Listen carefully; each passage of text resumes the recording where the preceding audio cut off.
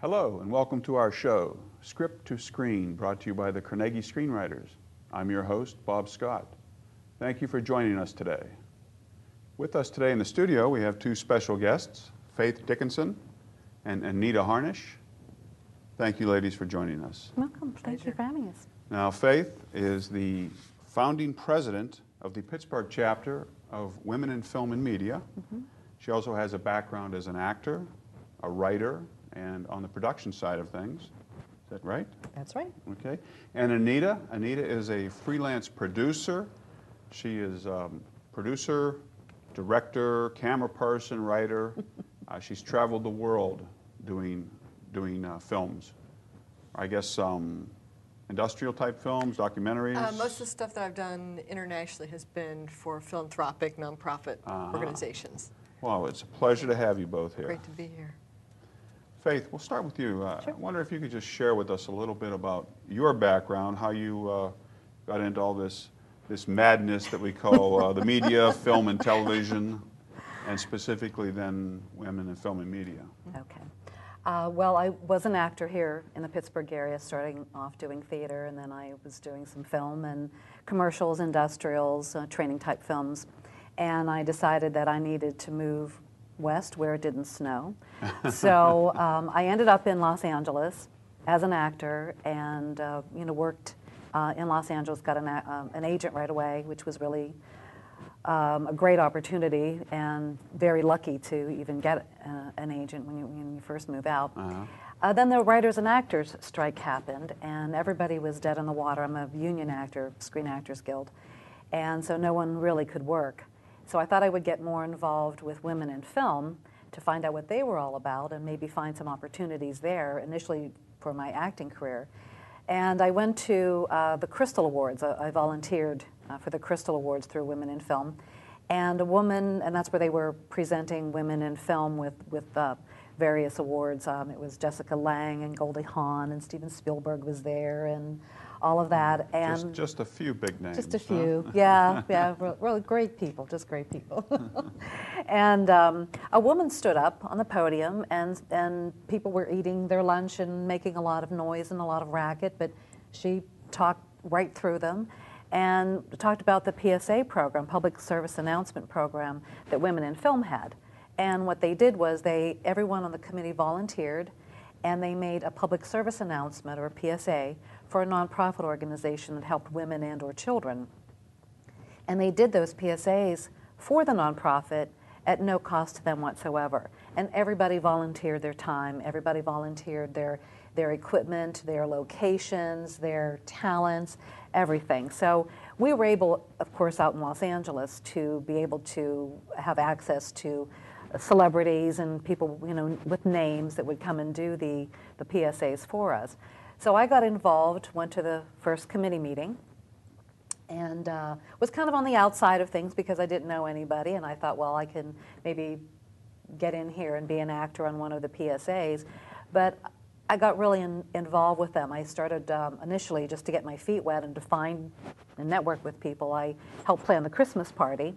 And so, my name was out there and everybody knew who I was. And so that kind of started it off. And then in Los Angeles, they do 5 PSAs a year and with a committee. And I worked on every single one of them. Anything they asked me to do, I would do just so I could learn. It was a great networking opportunity. It was a great learning experience. So I did everything from, being a PA and cleaning toilets to, helping with the food, and eventually became an associate producer, and then co-chair of the committee. So when I moved back to Pittsburgh, I decided that I wanted to start a Women in Film chapter here so I could continue that program. And we've done that. We've been in operation for 3 years, and we've done 2 PSAs, and we're in the process of starting our 3rd one this year. The Women in Film and Media is a national or international International organization? Yes, there are close to 41 chapters around the world. It initially started in Los Angeles about 30-some years or so ago with a group of women who were tired of no one helping them through the studio system, so they thought they'd help each other. So when one woman got somewhere, then she would bring another woman in and another, and so they built up, and now they have thousands of members. And then it started spreading across the United States. And so we're on the map. We have a chapter here, and I go to the international conferences that they have, and which are held every 2 years. And I have a direct link with the LA chapter as well, since I used to be affiliated with them. So you started out planning the Christmas party in LA, and now you're the president here in Pittsburgh of our chapter. Yes, That's wonderful. and that's how it started in the mailroom. Yeah, You learn the ropes, that's true. and it's the best way to kind of be behind the scenes and learn what was going on, because I wasn't an 18-year-old when I was out there. I was, older. So, people expect you to already know things, but I just kind of got in there and got my feet wet and became indispensable. Now, you did mention why this was started, and I'm sure that maybe some of the viewers might say, well, what about men in film and media? Why not men? Why women in film and media? Well, it initially started because of the studio system in Los Angeles. And of course, again, it started over 30 years ago. And when women could only be secretaries, they could hold scripts, they might be script supervisors, they were B-girls, they were just on the set to help the men do what they needed done.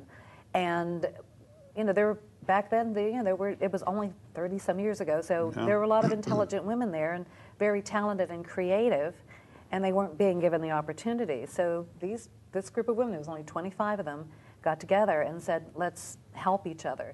Typically in business and in most situations, men have been raised or adapted to help each other, the buddy system in the service and in the Army and things like that. And women didn't really have that. They didn't have organizations where they got together and talked about like interests. And so that's why it was developed. We do have men who are members.